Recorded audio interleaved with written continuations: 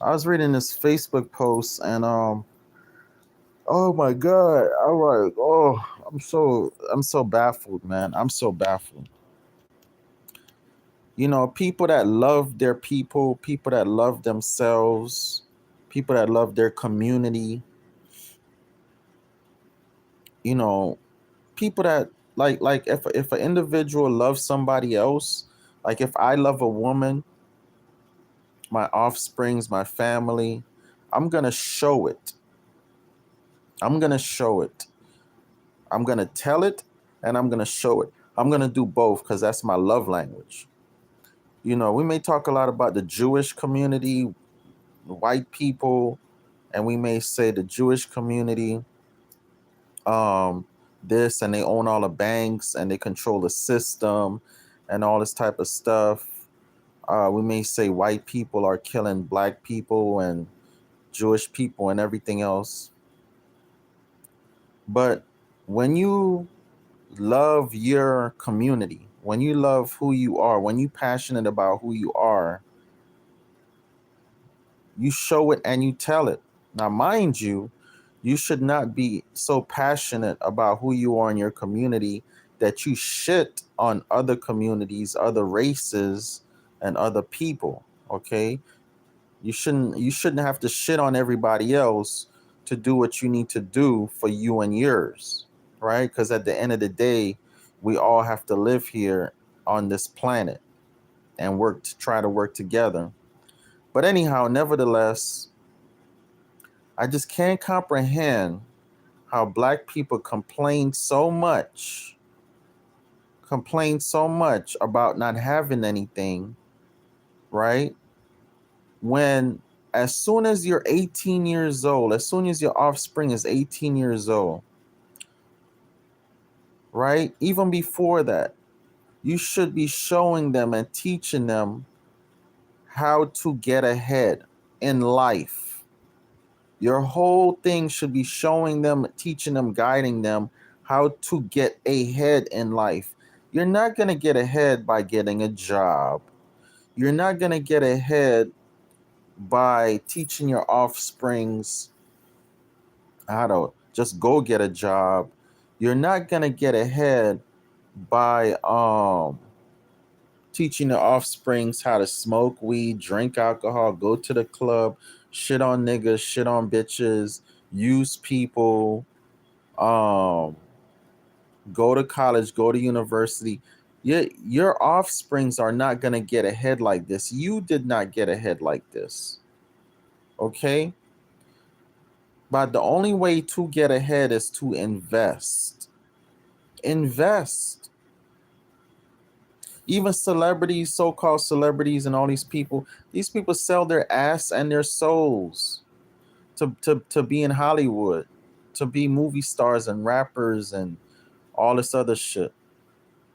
Out of the millions and millions of basketball players, football players, ball players, boxers, wrestlers, all these athletes in high school and college, less than 1% of 1% actually become millionaires. Okay? The number one way the average individual can become a millionaire is simply to start investing in real estate early, stocks early. But the guaranteed one way is start investing in land early.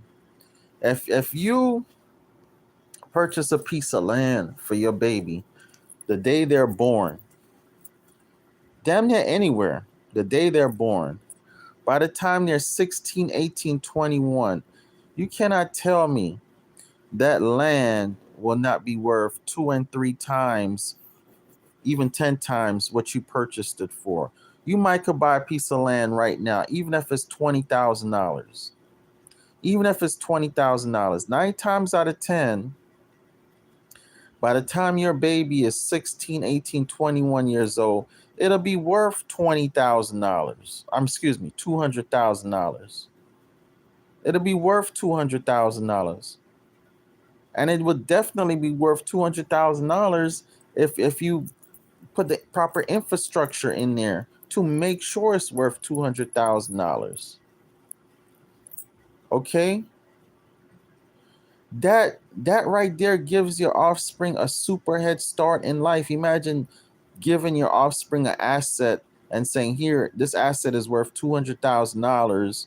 This is your start in life. Imagine if your parents, your guardians, your family gave you that head start in life. Anyhow, I'm going to also play a video for you guys. Talking about programming. All it is your mind is programmed to be poor. Your mind is you think poor because your mind is programmed to be poor. Only poor people think about going to college.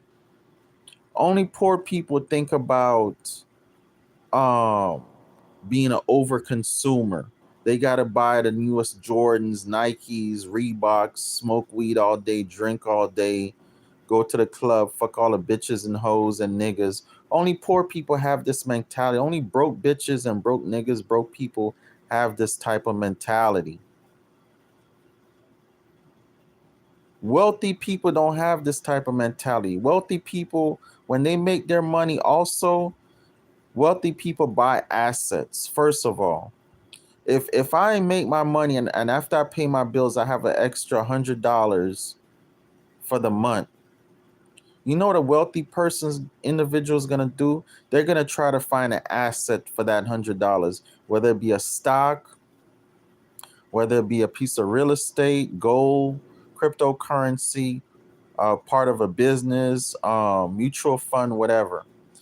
But what if I told you for that same $100 you can buy land? That could be a down payment on land, and you make your monthly payment, parking your money in there every month, and in a year to 10 years, that asset will be worth 2-3 times, 10 times what you purchased it for. $100. See, it's all about your mindset. Now you won't do that. You're gonna take that $100 and you're gonna say, "Oh, I'll do that later." Man, I need to turn up this weekend. I need to feel good. I need to act up. I need to turn up. I'm gonna take that $100, buy me some weed, some alcohol. You know, the amount of money you niggas spend on alcohol. Anyhow, let me play this video. You're about to discover the poverty programming that's kept you stuck like Chuck in a pickup truck. Make sure you watch this entire video. You know what's really interesting? People will never behave consistently in a way that's inconsistent with their programming. I said that too fast. People will never behave consistently in a way that's inconsistent with their programming. In fact, your programming runs on your subconscious mind. So let's pretend for a minute that your mind is a supercomputer. Get it? Let's pretend. Okay, so let's pretend for a minute that your mind is a supercomputer. And you've got your subconscious mind and you've got your conscious mind. In a computer, you have to have an operating system. What is an operating system? An operating system is the main software of a computer that tells that computer what other software programs it can and cannot run. The problem with our supercomputer of our mind is most of us, we did not choose our operating system. The cultural hypnotic societal mechanism chose that for us. And the cultural hypnotic societal mechanism, which includes the schools we went to, the churches we've gone to, our parents, our neighbors, our siblings, our friends, our coworkers, our bosses, our employees, the media, the government, all of it has programmed us with what I call a failure operating system. And if you put a failure program in a computer with a failure operating system, it can run that program. But guess what? If you put success software in a computer that's programmed with a failure operating system, all you're going to get is an error message. By the way, that's why so many people, when they hear some truth about wealth, they have to resist it because their subconscious programming won't allow them to run that program. And so success and failure both operate are produced from the subconscious mind, or what I like to call the automatic mind. I like to call our subconscious our automatic mind and our conscious mind our manual mind. All of the results, like 90% of the results in your life, are produced by your automatic mind, which means you're not even aware of it. It's running below the surface. It's happening automatically. And you don't even see it. But here's what's interesting. Other people who are not programmed like you can see your programming. How many of y'all picking up what I'm putting down? And see, what happens is when we hear some truth that's unfamiliar to us, the first thing we do is we resist it because, well, that can't be true because that doesn't go along with my paradigm. Because people will never behave consistently in a way that's inconsistent with their programming. But here's what's interesting. I don't know if y'all can remember back in the 80s, late 80s, when you'd have like the 8086 computer and the 8088s, and you had the floppy drives, and they came out with a new software system for the computer, came out with a new operating system. You had to uninstall the old operating system, which usually took a couple of hours, and then you had to keep putting these floppy disks in and taking one out, putting one in, taking one out, putting one in, and it took a long time to reprogram the operating system of that computer. Does anybody remember those days? Okay, good. A couple of us are old enough to remember. Exactly. It took a while for me to reprogram myself. Also, it took a while. I'm not gonna lie. For me to take that toxin and poisonous mindset out. Oh God, I'm gonna be honest with you. It might have took me at least a year to 5 years. A year to five. I mean, I immediately knew I had to detox, take that poisonous mind out of me, that poisonous, uh, dysfunctional thinking. But it took me a while to actually stop. It took me a while to actually not want to deal with certain type of females, right? It took me a while to not deal with certain type of people. It took me a while to learn how to say no to people. It took me a while. It took me a while to learn how to say no to people. It took me a while to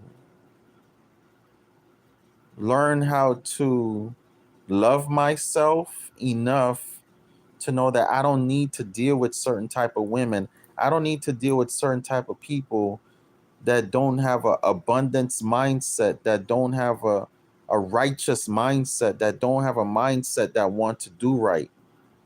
It took me a while to get away from toxic people and to realize toxic people, you know, they need to go through their own process. It took me a while to realize that. And again, I instantly knew what I had to do. I shouldn't say it took me a while to realize it, but it took me a while to actually do it, put it into action, and clean my whole subconscious. Okay, and then I had to pour in my brain a different type of programming, a programming to attract a good wholesome woman, a program to attract good wholesome friends, righteous people around me, to attract and manifest good opportunities, to attract and manifest good investments. Because once you clean and purge yourself of all the toxins, and you put nothing but good stuff in you, you'll find you're gonna attract the man of your dreams, the woman of your dreams, the work of your dreams, properties, everything. This guy, I forgot his name, Sean something. Anyhow, he's a real estate guy, and he had his employees working with him, right? And his employees, they weren't quite doing the job that they're supposed to do, and they were like, "Oh, we can't close these deals, blah blah blah." So he said, "Okay, let me get a crack at it." So he went and he closed the deals himself, right? So the employee's excuse was, "Oh, I can't close these deals because these programs suck and this list suck. Everything sucked. They had nothing but excuses, right?" So he told it after him, Sean, he closed the deals himself personally. He said, "Does the computer suck and all these excuses suck, or do you suck? Do you suck? Because if I could do it, obviously it's not everything you're complaining about that sucks. It's you." And it's the same thing with everything else. If I could do what I'm doing, if any successful individual could do what they're doing, it's no excuse. The world doesn't suck. White supremacy doesn't suck. Illuminati doesn't suck. Whatever your excuses why you're not ahead in life, it doesn't suck. What sucks is you. You suck. Matter of fact, you sucking too much. Most of you, all you doing is sucking and fucking. And that's your problem. All you want to do is be sucking and fucking, which I love. I love sex. There's probably not a bigger sex freak in the world than me. But there's a time for everything. There's a time for everything. And a lot of you, the only thing you got time for is smoking weed, sucking, and fucking. Anyhow, I'm gonna let you listen to the rest of this video. Then I'll talk to y'all later. Peace. Hold on. Okay, and so what happened is they'd make new software, but the new software wouldn't run on the old operating system, right? And you had to pick a day where, okay, I'm gonna have to uninstall this operating system, and then I'm gonna have to set an alarm to wake up in the middle of the night and keep on putting these disks in so I can use my computer tomorrow. Well, the same way it took a long time back then to uninstall an operating system and reinstall a new one, it takes a long time for most people to uninstall their failure operating system and install a success operating system. That's why you have to stay plugged into information and content that is reprogramming you, because eventually, here's what's going to happen. I promise you, you see somebody, how many of y'all notice that when you see somebody who's really, really good at something, they're really, really good, they make something so complex look effortless. Like Michael Jordan was so much better than everybody else when he was in the NBA. When he played basketball, he made it look effortless. Tiger Woods made making birdies and eagles look like he was playing with a child's toy. Why? Because they had a totally different operating system going. But see, operating systems don't just affect us in sports, they affect us in every aspect of our lives. They affect us in our finances, they affect us in our businesses, and what happens is we resist because it's uncomfortable to uninstall that old programming. You know why it's uncomfortable? Because grandmama gave it to me. It's uncomfortable because mama gave it to me, because daddy gave it to me, because my uncle Sam gave it to me, and my Aunt Susie gave it to me. And so I don't want to take it out. My favorite teacher gave it to me, and my pastor gave it to me, and the deacon gave it to me. And we have all of this programming that's not serving us and not giving us the ability to serve anybody else. But guess what? Did you ever notice the people who are failing like miserably? They make that look effortless. When people are curious, they turn to Google. Google ads help. No, I'm not trying to be funny. They're not saying, I'm just going to wake up and mess up my life today. It's just all the moves they do that day just mess up the whole day. Why? It's their programming. And now watch this. This poverty programming, like you have been programmed to be broke. The cultural, hypnotic, societal mechanism has programmed you to be sick, broke, misinformed, and fearful.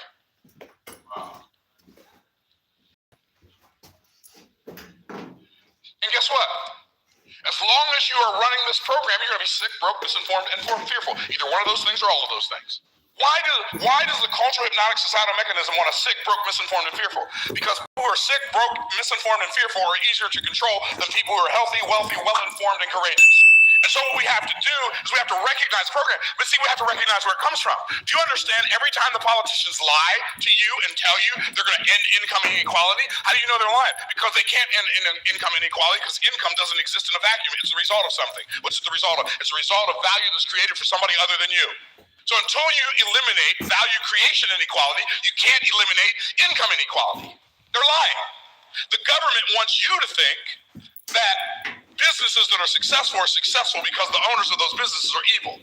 But the reality is, the promoter of that message is the one that's evil. Now, there are some businesses that are evil. I'm not saying there are no businesses that are evil. There are some businesses where the owners have evil intentions. But that's not generally the nature of business. The media, the movies. I'm not crazy about movies, but the movies that I hate the most, superhero movies. I can't stand them. They're so terrible. They have programmed so many people to be broke. Say, what do you mean? Like you never even thought about that before, right? See, they started programming you when you were a little kid. Anybody remember this guy named Superman, right? Superman. You remember who he was, right? He was an adopted poor little orphan from another planet. Who was his arch enemy? Lex Luthor. Lex Luthor, what was he? Multi-millionaire. Subconsciously. They don't have to see, do you understand that every time a story is being told, it's being told on two levels? There's the covert story, that's the part that talks to your head, it's only there to distract you. And the overt story, that's the part that talks to your heart, it's there to program you. Oh, okay, what about Spider-Man? Oh, another poor little orphan. Raised by his aunt and uncle. Oh, who's his arch enemy? Oh, that's right, the Green Goblin. He wasn't a multimillionaire, he was a multi-billionaire. They're always associating wealth with evil. And I know what you're thinking. See, I already know what you're thinking because I'm a mind reader. You're thinking, but Batman was rich? How many of y'all were thinking that? See, I knew it. I knew you were thinking. I knew. See, you got to get up early in the morning. You won't catch me on that one. You're right. Batman was rich, but he's the only superhero with no superpowers. Now, which one would you rather do? Have a cool car or just fly? Okay, I can't even go there yet. I can't go there yet, but I will. I'll touch on it since you brought it up. Okay, just be ready. Okay. So I know the other thing you're thinking. Yeah, but Iron Man's rich. Don't you? I'm reading your mind. I already told you. But watch this. Iron Man is a narcissistic jerk who takes advantage and walks of everybody and walks on everybody. So if they make a superhero that's rich, they always give them an undesirable character trait. What about the Black Panther? See, here's what the enemy did with the Black Panther. Black people, we felt so disenfranchised that, unfortunately, far too many of us, just because something's black, we want to go with it. But see, here's the problem I have with the Black Panther. They were literally in the movie teaching ancestor worship. Ancestor worship? What am I going to worship my dead ancestors for? God's the one that made him. I think I'm going to worship him. Black Panther was cool. He was rich. He was cool. He was smart. He could fight. He did all that. But they had to throw that answer because... This part, the guy gets into some bullshit because he's a Christian that believes that only the blood of Jesus could save people, type of thing. I don't have no problems with Christian, in a way we're all Christian because you want to get to your Christ level. You want to get to your Christ level, but he just takes it to a whole nother level. But anyhow, I just wanted to share that point and part with you guys. Talk to y'all later. Peace. Again, my consultation is $250. You can pay for it $50 a week for 5 weeks, and you can also pay for it one time. Okay. My phone number is 754-229-0940. 754-229-0940. Do not call me trying to get free information out of me. I used to give you guys free information all the time, but nobody really appreciates it. So I'm going to charge for it. Also, do not call me wanting to talk to me about dumb shit. Call me, talk to me about good shit. All right? About business, about what we can do to make money, specifically build wealth. Okay? I really don't have time for shucking and jiving. Okay? Niggas, Negroes, black people, Nubians, Moors, whatever you call yourself, we've been shucking and jiving ever since we got out of slavery, even though everybody's still enslaved pretty much. And ever since 1968, when we got integration, niggas been shucking and jiving ever since. So I literally don't have any more time to be shucking and jiving with any of you. None of you have time to be shucking and jiving. All right? Anyhow, call me, talk to me. I don't mind shooting a shit with you, but act like you got some fucking sense. I don't want to talk about Jesus, Buddha, Allah, and all this other stuff. you guys got going on. Everything is business. I want to talk about business. Look around you. Go outside. Look outside your house. Even your house is a business. Your house is making somebody money somewhere. Making your landlord money, making your mortgage company money, making an individual who sold you the property money. Your house is making somebody money somewhere. Everything is a business. You go out to eat, you go to the grocery store. The grocery store is making money. The restaurant making money. The gas station making money. Everything is business. You go to the hospital, you have a baby that's born. The hospital making money. Everybody's making money but you. Think about that. Everything is business. All right? Peace. You don't have time for business. I don't have time for you. Peace, people.